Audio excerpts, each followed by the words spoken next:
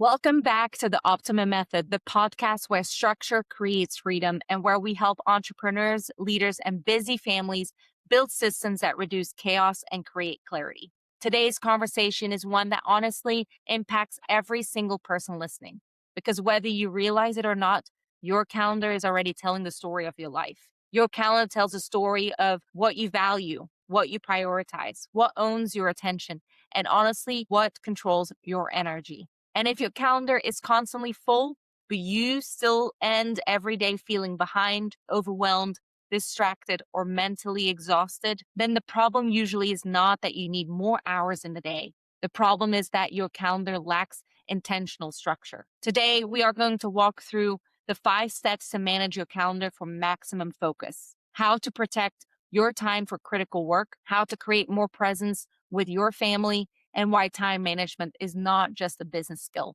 it's a life skill. Because success is not just about productivity. Success is also showing up for your family, being mentally present, protecting your energy, and ending the day feeling accomplished instead of depleted. And honestly, this topic is personal for all of us. Between work, family, sports, events, school functions, projects, businesses, and everyday life, our calendar could easily become chaos. But one thing we have learned is this: structure is what allows us to stay present.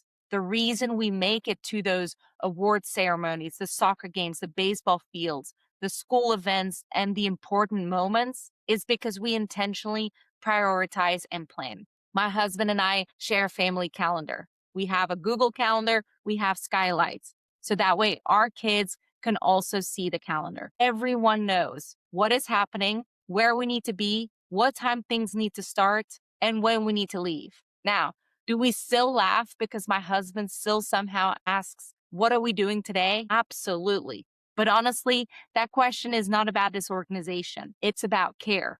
It's about involvement. It's about wanting to stay connected to the rhythm of our family. And that matters. And that matters to me because a calendar is not just a scheduling tool. It becomes the operating system of our life. It becomes the operating system of your life. So today, let's talk about how to build one intentionally so you can implement it today and find that time for yourself, for your family, and for your work.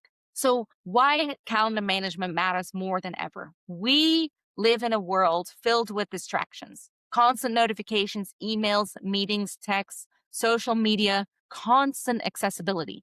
And what happens is people start living reactively instead of intentionally. Their day becomes responding, reacting, putting out fires, and trying to survive the workload. Then at the end of the day, they say, "I worked all day and I feel like I accomplished nothing." Does that sound familiar to you? That feeling is usually not caused by the lack of effort. It is caused by the lack of focused direction because being busy and being productive are not the same thing. We can easily spend 12 hours working and still never move forward on the things that matter the most. That is why calendar management matters. It gives your day structure, intention, focus, and the boundaries that you need. And one of the biggest mindset shifts I had personally was understanding this.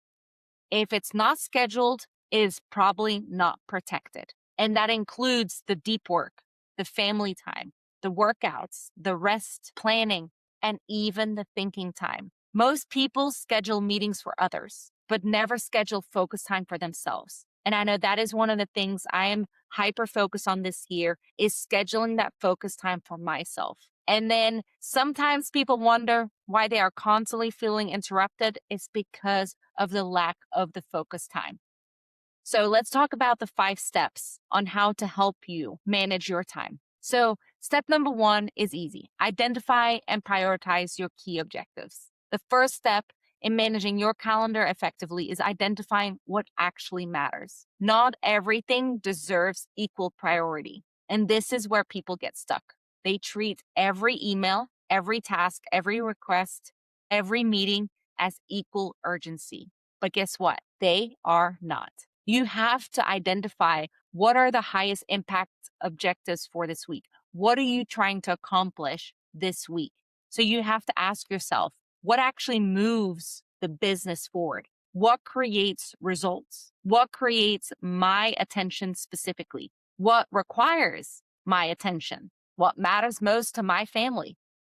Because if you do not prioritize your calendar, someone else will. And suddenly your days gets consumed by meetings you did not need, conversations that lacked purpose, distractions, and tasks that could have waited. One thing we often do is plan the week ahead before Monday even starts. We look at sports schedules, school events, appointments, work deadlines, podcast recordings, travel, and even family commitments. That's what I do. I look at the week that's upcoming, and then we identify what absolutely has to happen that week. That clarity changes everything because once priorities are visible, decision making becomes easier. You stop overcommitting, you stop reacting emotionally, and you stop saying yes to everything.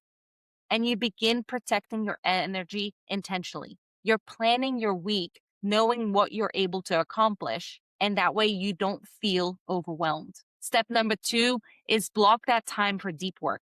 This step alone can completely change your productivity. Time block your critical work. Protect uninterrupted focus time. And honestly, this is one of the hardest things for people to do today because most people have trained themselves to be constantly accessible. They answer messages instantly. They jump between the different tasks. They multitask along the way. But research constantly shows that context switching destroys focus. Every time you have to stop working. Every time that you stop, you check a notification. You have to answer a message, jump to another task. Every time you move around like that, your brain has to reset. That's mental switching, and that drains your energy. For me personally, if I know I need to write, build a framework, work on SOPs, review an operational structure, or even just create podcast content, I need uninterrupted space. And guess what? Summer is upon us. I've got our kids home, but I will be kicking them out of the house so they can play outside so I can have my uninterrupted time. I have to block it. I have to protect it like a meeting. So that way I don't have the distractions. I don't have the random calls. There's no multitasking because my focus time creates higher quality outcome in less time. And that's when I can actually pivot and spend more time with my kids. And here's the key. Schedule deep work during your peak energy hours. Some people's focus time is best early morning. Others, it's later in the evening. You know yourself best. Protect your time. Find that time. Your calendar should work with your energy, not against it, because otherwise it will continue to be overwhelmed and draining. Step number 3, group similar tasks together. One of the biggest productivity killers is constantly task switching. Answering emails every 5 minutes, checking notifications all day long, jumping between meetings and creative work, it creates mental fragmentation. So instead, batch similar tasks together. For example, respond to emails during a specific window, schedule meetings in grouped blocks, batch content creation, batch admin work, batch errands. That creates mental consistency. You can plan for all of this, so do it today. For example, if I am in content creation mode, which is usually on the weekends, I may record multiple podcast segments, outline several social media posts, and write content ideas. Why? Because my brain is already operating in that creative space. The same applies to family logistics. Instead of scrambling every day wondering, who is taking who, where everyone needs to be, what uniforms are needed, what time the game starts. The shared family calendar centralizes everything.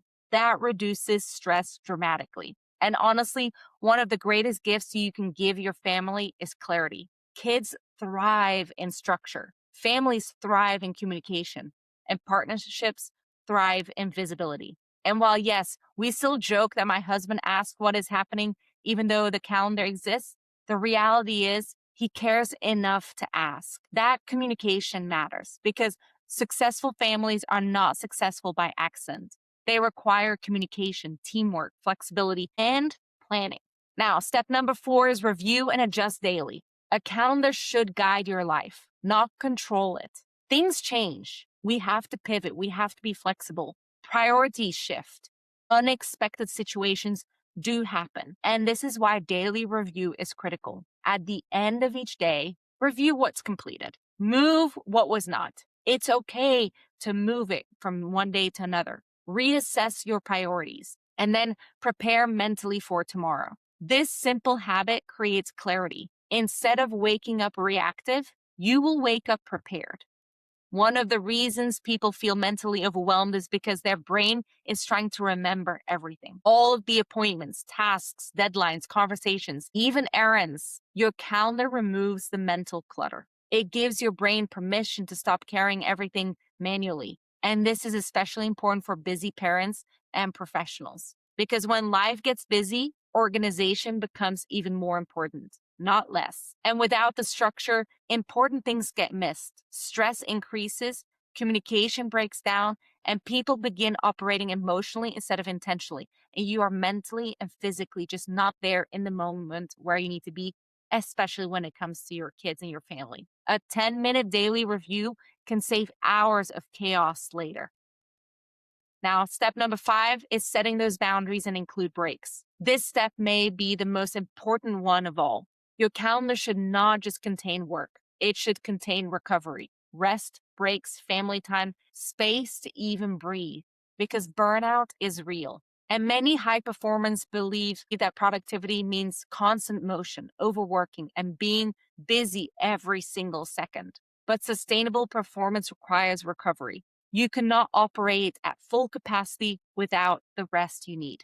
And that means taking breaks, protecting evenings, creating boundaries, learning when to stop. I know that one is a difficult one, but one thing our family protects intentionally is presence. When we are at games, ceremonies, family events, we try to actually be present, not physically present while mentally working. And that takes intentional boundaries. It took me a while to get there. It doesn't happen overnight.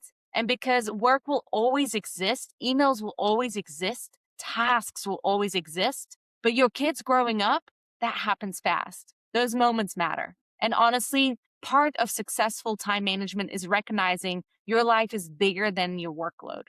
Your calendar should reflect your values, your priorities, the life you actually want to build. And listen, this did not happen overnight for us either. It took time. I didn't get the Skylight calendar until this past Christmas. It took some time. But in the end, what I've seen over the last 5 months since we've implemented some of this, it actually works for a family. We're actually a lot happier. I'm actually able to remain focused on what needs to be done. So the truth about time management is not really about managing the time. You cannot create more time. It's about managing attention, priorities, focus, and energy. And the people appear organized are usually not magically less busy. They simply became intentional. So when people ask me, Saskia, how do you do it all? It's because of this. It's time management. It's our organization.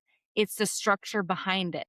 So I want you all to learn how to prioritize, how to communicate, how to plan, how to protect the time that truly matters. And honestly, that structure creates peace, not perfection, just peace. Because when your life has structure, you stop forgetting everything. You stop reacting constantly. You reduce mental overload and you become more present, both professionally and personally. So here are some of my final thoughts. If you take nothing else from today's episode, remember this. Your calendar reflects your priorities. If your calendar is filled only with meetings, obligations, requests from others, and reactive tasks, then eventually you will feel disconnected from yourself and the people around you. But when you intentionally schedule focus, family, rest, priorities, and the meaningful work, you will begin building a life with alignment.